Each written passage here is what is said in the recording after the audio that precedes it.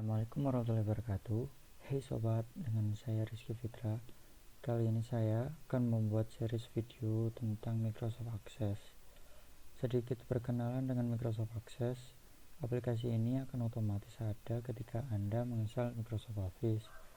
Dan Microsoft Access ini merupakan salah satu database management system atau disingkat DBMS, yaitu sebuah aplikasi pengolah database.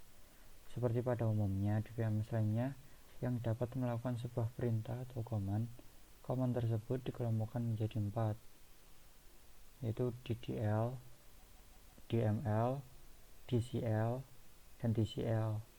Yang perlu kita ketahui dan yang masih saya tahu yaitu kategori DDL, Database Definition Language. Kategori ini berhubungan dengan struktur database atau table. Komanya berupa create untuk membuat table, alter untuk mengubah table, bisa berupa menambah kolom atau menghapus kolom, dan lain-lainnya yang berhubungan dengan update terhadap table.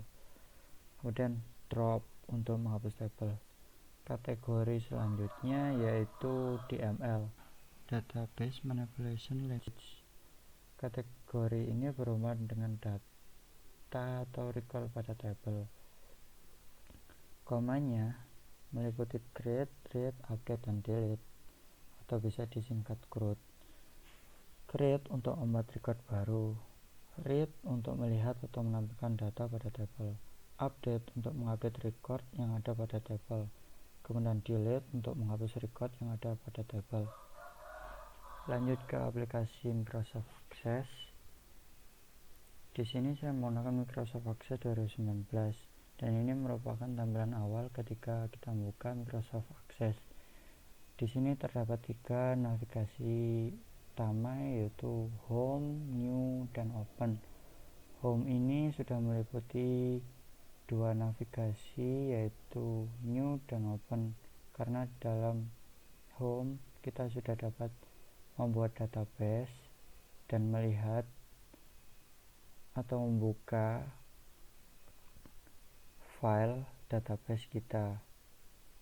Nah, di navigasi New kita disediakan template database. Apabila kita menggunakan template, maka akan dibuatkan sebuah database dengan struktur table sesuai yang kita pilih. Nah, pada navigasi Open terdapat recent, yaitu berisi file database yang telah kita buat atau telah kita buka sebelumnya. Di sini dikategorikan dengan 2, yaitu files dan folder. Di files ini akan menampilkan filesnya dan folder akan menampilkan foldernya saja. Nah, di OneDrive dan ini akan menampilkan file Microsoft Access kalian jika kalian memiliki file Microsoft Access di OneDrive. Lanjut di disk PC, ini akan menampilkan folder default, yaitu dokumen. Dan add place ini saya masih belum tahu fungsinya, barangkali kalian tahu fungsinya komen di bawah. Dan kemudian browse ini akan menampilkan pop-up untuk mencari di mana kita menyimpan file database. Nah, langsung saja kita buat database. Saya lebih suka di Home karena ini lebih singkat untuk membuat database. Dengan mengklik new blank database, kita akan membuat database dan pilih lokasi kita akan menyimpan dan beri namanya DB mahasiswa. Untuk selanjutnya klik OK, dan ini merupakan tampilan awal ketika kita telah membuat file database tersebut. Sini akan tampil tabel 1 yang berisi field ID Selanjutnya kita akan perkenalan dengan tools yang penting, beberapa saja, tidak semua. Untuk di home, toolsnya ini masih umum, bisa kalian coba sendiri. Untuk di menu create terdapat table dan table design. Keduanya sama untuk membuat tabel, hanya saja beda pada tampilan untuk modenya. Pada tabel akan membuat tabel dengan mode data sheet view. Ini merupakan data sheet view. Nah, untuk tabel design akan menampilkan dengan mode design view. Sekedar memperlihatkan saja tampilan dari design view seperti ini.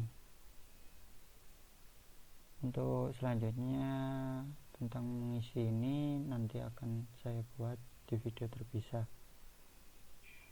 Nah, kembali di menu tadi, ini diklik menu dulu atau diklik close dulu.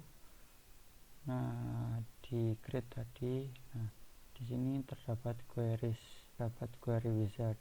Query wizard akan buat query dengan bantuan dari Microsoft Access, dan pada query design akan buat query secara manual. Pembuatan query sesuai kehendak kita. Lanjut ke form. Di form ini kalian gak perlu ribet membuat form, kalian dapat dipermudah dengan ini karena ini akan otomatis membuat input sesuai dengan field yang ada pada tabel. Form design dan blank form ini perlu mengatur dari awal. Yang ada di form, inputannya harus kita atur sendiri. Ke eksternal data. Nah, di sini ada Excel. Di sini akan ketika kita klik, dia akan membuat file Excel yang berisi data yang ada di tabel ini. Nah, kemudian di database tool, sedikit informasi. Pada Microsoft Access terdapat built-in pemrograman dan menggunakan Visual Basic. Ini digunakan ketika Anda ingin menambahkan logika atau otomasi pada Microsoft Access. Dan tools yang menurut saya sangat penting yaitu relationship. Ini akan digunakan untuk membuat relasi antar tabel. Relasi pada database ada 3, yaitu one to one, one to many, dan many to many. Penjelasannya bisa kalian cari di Google atau akan saya buat di video terpisah agar tidak terlalu panjang.